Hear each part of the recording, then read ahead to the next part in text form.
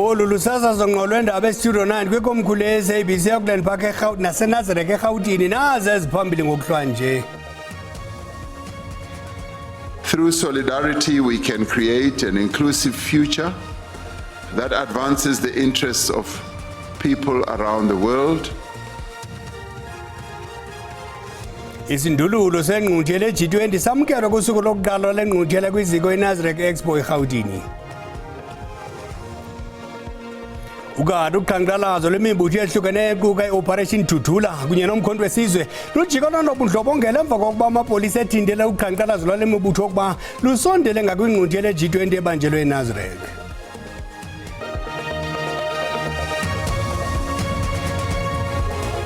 Enethunga isengelwa phansi sondelani mawethu sinivubisela ngeselo lamathole amadala ngalenhlwa amazi alo antubululu molweni ekhaya.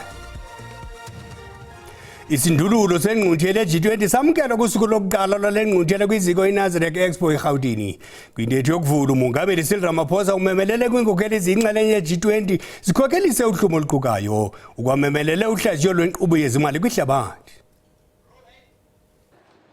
Kwintetho yakhe kwinkokeli eziyinxalenye ye-G20 umongameli Cyril Ramaphosa uqinilise ukuba uMzantsi Afrika wenze kangangoko kulondoloza isidima se-G20 kwixesha lawo lokongamela. Umemelele zivuselelwe inzame zokuqubisana nokungalingani kwihlabathi, kuphuhliswe amazwe atsala nzima, konyulwe abantu kumakhamandela enxele likakhezekile. South Africa has sought to ensure that the development priorities of the Global South and the African continent find expression firmly and permanently on the agenda of the G20.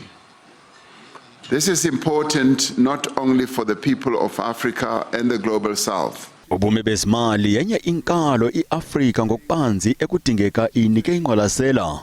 Inkokeli eziyinxalenye ye-G20 kukwalindleke zixovule imbutyumbutyu yamatyala kumazwe ehlabathi. We must continue the reform of the international financial architecture, ensuring that institutions are strengthened and are more inclusive and are equipped to meet the challenges both of the present and the future. Umongameli kwahlaba ikhwelo ihlonitshwe kwaye inikwe isithozela esifaneleyo i-G20 ingathezwa amandla. We should not allow anything to diminish the value, the stature and the impact of the first African G20 presidency. This G20 Leader Summit has a responsibility not to allow the integrity and the credibility of the G20 to be weakened. In fact, from this summit, we should have a sense that the G20 has been strengthened.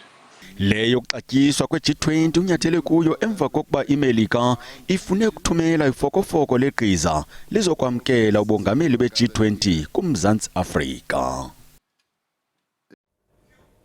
Ukadi ke ngoku masithi tsixada eNazarek nalapho umdidiyeli wethu ophezulu uhlela mquqo engqangile hlela sikwamkele lusuku olukhulu olu kwaye amehlo onke eli neAfrika iphela ijongile lengqungquthela masiphose kuyintambo maqhula.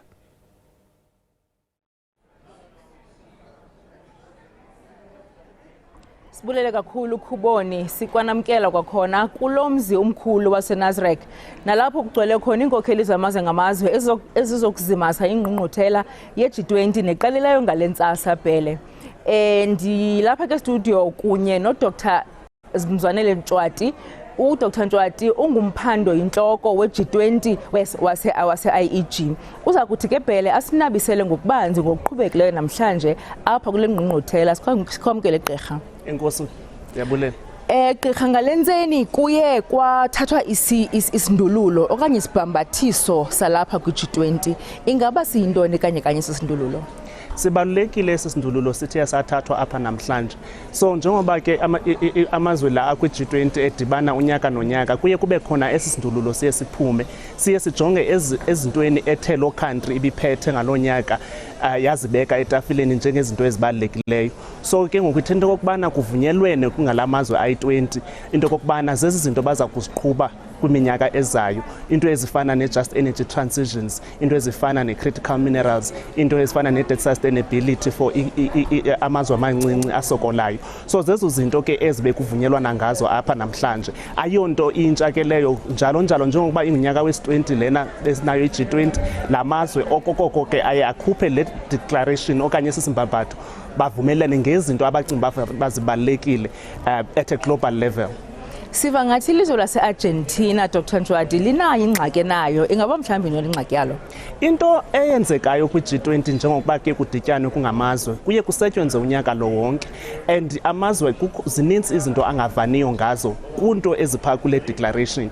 Izinto for instance ezifana ne-energy transitions, kuba amanye amazwe are still dependent kakhulu kwizinto ezinjenge-coal to generate energy. Ezinye amazwe do not believe kwizinto for instance ezifana nokulinganiswa kwabantu besini, abanye ababelieve into okubana zikhona i-climate change kanjalo nakanjalo, kodwa i-crux of i-G20 kukuvumelana komuntu wonke. So ngala xesha ke kwi-Argentina iphakamisa into okubana kukhona izinto ayingavumelaniyo ngazo kwindawo yontluthwano kwamazwe. Nalo language ithe yasetyenziswa ukuquma lonto, kuye sokuzanywe ufunyana amagama amazwe azovumelana kuwo.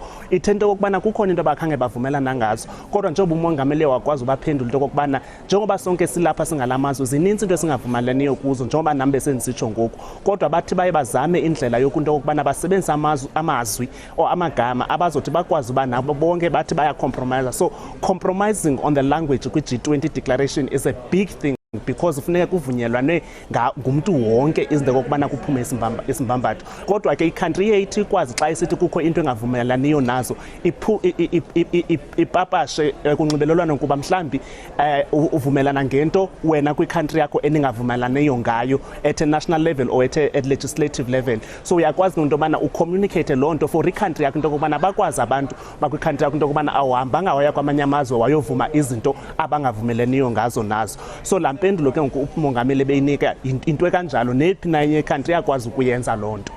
Qabaqaba ke gqirha ngokufutshane kakhulu, xa uvala umkhusane ngomso kule ngqungquthela, ingaba uMzantsi Afrika uza kuhamba uphethe ntoni esandleni? Inintsi kakhulu into eSouth Africa, and I think izuzile ngale G20. Of course i-declaration being one of them, kodwa enye into ebalulekileyo leading up to le weekend bekukhona i-bilateral meetings which is ubudlelwane between amazwe namazwe, not ke ngoku i-forum le where they all come together. Apho iSouth Africa for instance isayine some bilateral agreements ne-countries such as Japan, the UAE, the EU, kwizinto ezinjengophuhluso kwe-critical minerals, kwizinto ezinjenge-debt sustainability, nakwezinye izinto. So zinintsi investments i-country eziye zazipromisa zavumelana nazo ngomzantsi Afrika. So sawubona ke ngokumhlambi ezinye i-sectors ziphuhla ngenxa yale ndibano besinayo apha. Sibulele kakhulu ke Dr. Ntshwati ngexesha lakho. Phele uzivele ke okubana kwenzeke into ngqungquthela ye-G20. Le ngqungquthela ke phele iza kuvalwa ngomso nalapho ke kuza kuthi amazwe ngamazwe athi phasalala abuyele emazweni alo. Sibuyisele kuwe phele zonke intambo. Sibamba ngazibini maqhula. Ukanti iqhubile namhlanje inhlanganiso yephulo lamazwe ingxalenye ye-G20 abambisene nelizwekazi Africa kuphuhliso i-Compact with Africa ngelasemzini. Eliphulo lasungulwa ngo-2017 ngethuba ingqungquthela ye-G20 yonganyelwe iJamani kwilinge lokukhuthaza utyalo-mali kumazwe ase-Afrika ayingxalenye eliphulo. Sekela mongameli umnumzana Paul Mashatile uvakalise ukuba ukuzakuthi qha ngoku eliphulo selineziqhamo kwaye kuvakaliswe ukuba iZambia ne-Angola zibandakanye neliphulo kulonyaka.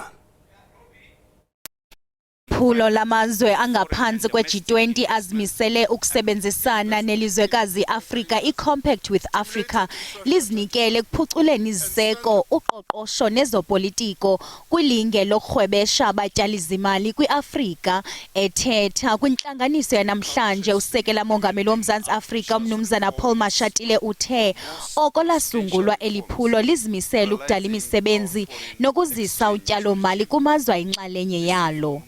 Today's dialogue reaffirms the importance of strong cooperation between the G20 and Africa, underscoring the vital role of the private sector and driving growth, creating jobs and promoting shared prosperity. I trust that through this engagement, we will strengthen the compact as a key channel for partnership, reform support, and increase private sector involvement. Ethethe ilizwe laseJamani ingqonyela yaseJamani umnumzana Friedrich Merz uthe iAfrika inamathuba amakhulu ophuhliso noqoqosho kwaye ukholelwa ukuba olubambiswano luza kuqhuba nokuzisa iziqhamo nakwilixa elizayo. Africa is a young, dynamic continent, and Africa is a continent with huge economic potential, therefore. And our partnership can unlock much more of this potential in the future. With Zambia and Angola joining this year, the compact is now a group of 15. Congratulations, President Lorenzo. Welcome on board of this group. Ukanti kuvakaliswe nokuba amazwe amabini Zambia neAngola azimanye neliphulo kulonyaka kwaye amkelwe ngezandla ezishushu, nto leyo ithetha ukuba amazwe akweliphulo anyuke esuka kwi-13 ayokutsho kwi-15.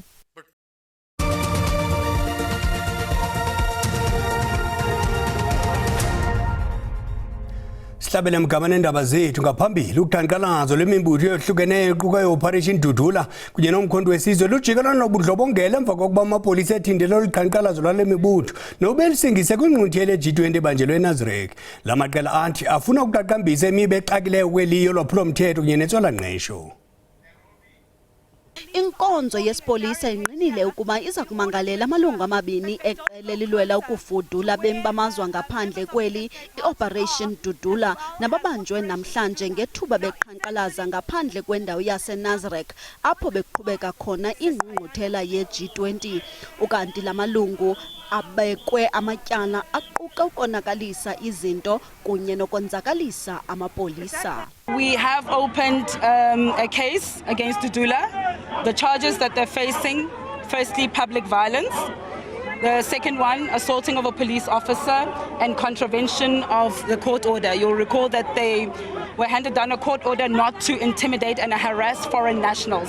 Inkonzo yesipolisa ikwathe eliqela lenza udushe lisajongene namatyala athile kwaye sithetha nje esisehlo sakutshanje sophula imigaqo inkokheli zeliqela ebezibekelwe inkundla yamatyala yeli. We want to send a message to Ramaphosa. He must see our placards when he drives out that route. The leaders of other countries must see us. We're not here to picket for South Africans. South Africans know who we are. That's my plea. Ukanti Operation Dudula uthi indawo ekhethelwe uqhankqalazo ikude kakhulu kwindawo ekuqhutyelwa kuyo ingqungquthela, ngoko ke isikhalo sabo asivakali nanjengoko besithi abakazukuyifumana ingqwalasela kubathunywa bamazwe angaphandle kwimiba yodushe yolwaphulomthetho oluqhubekayo kweli. Our whole point of picketing is to make sure that we send a strong message to the dignitaries that are attending the G20. And so now the situation is that we are placed almost a kilometer away from the Nasrec Expo Center, whereas Section 17 of the Constitution of the Republic of South Africa allows us to protest, or should I say to picket, at least 100 meters away. So here we are placed in front of ordinary traffic of people going to Southgate Mall.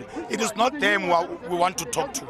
The people that we want to talk to is President Ramaphosa and all the dignitaries, Lord leaders that are attending the G20 summit. Imizamo ye-Operation Dudula kunye ne-MKP ayikhange iphumelele ukusondela kwingqungquthela yaseNasrec.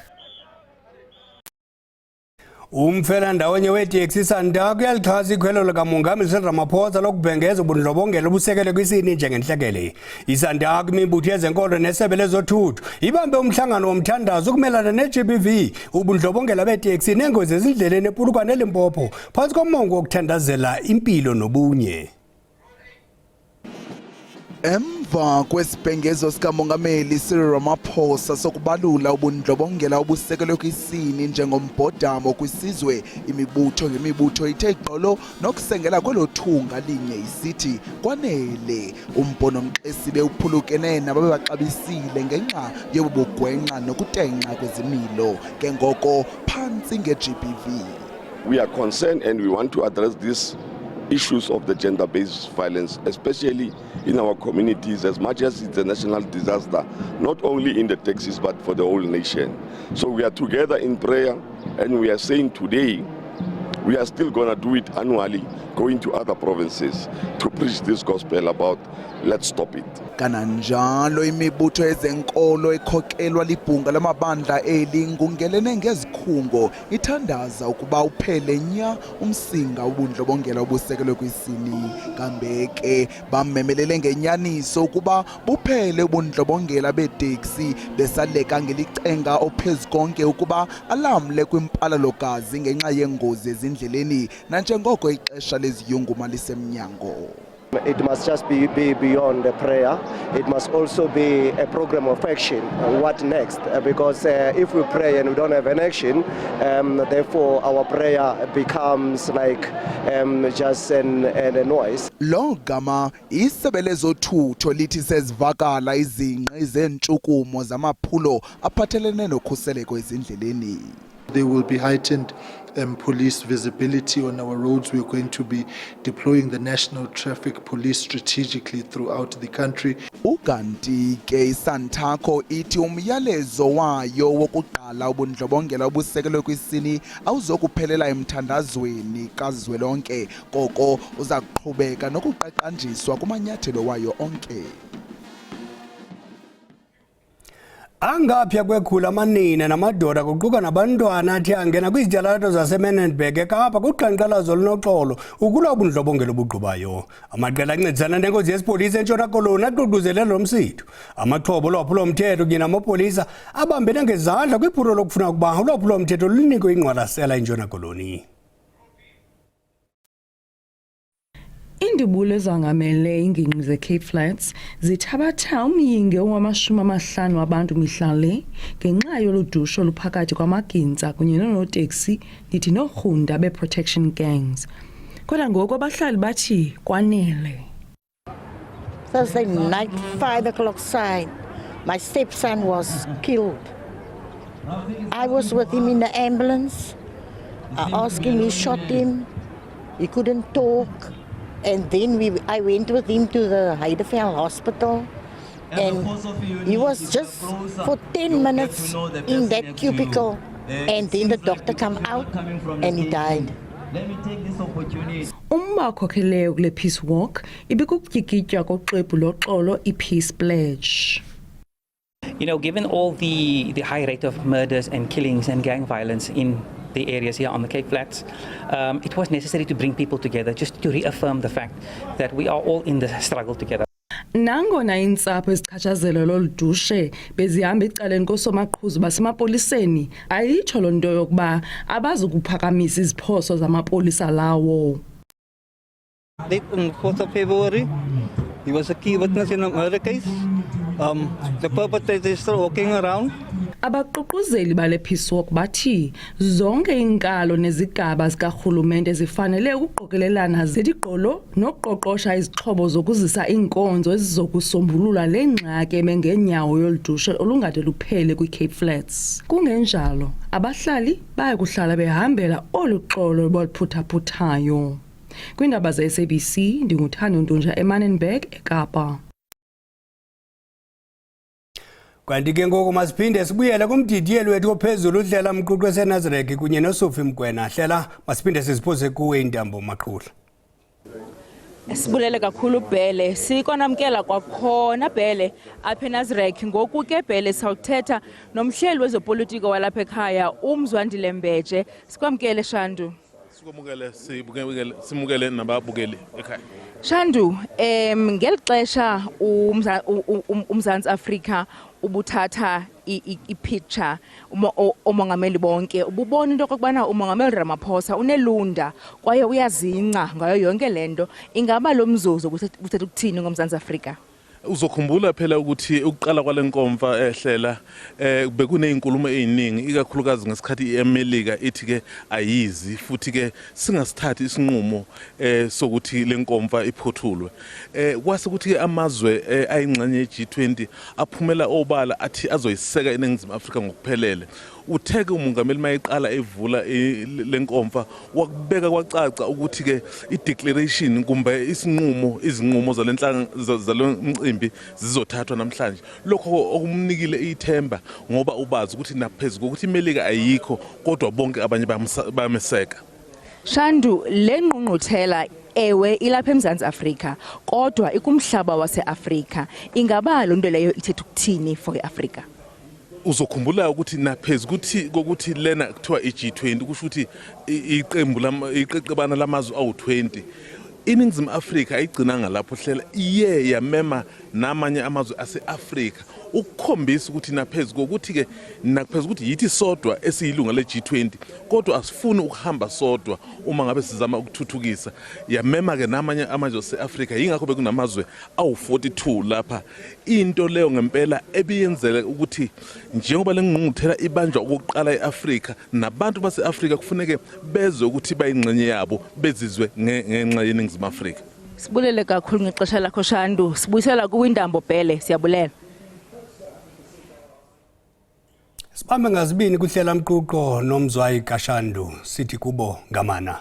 Kwezemidlalo iqela leqakamba loMzantsi Afrika liza kuthabathisa kumangeno alokuqala ngemizi eyi247 liphulukene nothinta abathandathu kusuku lwesibini lomdlalo ovavanye wesibini neIndia eGuwahati.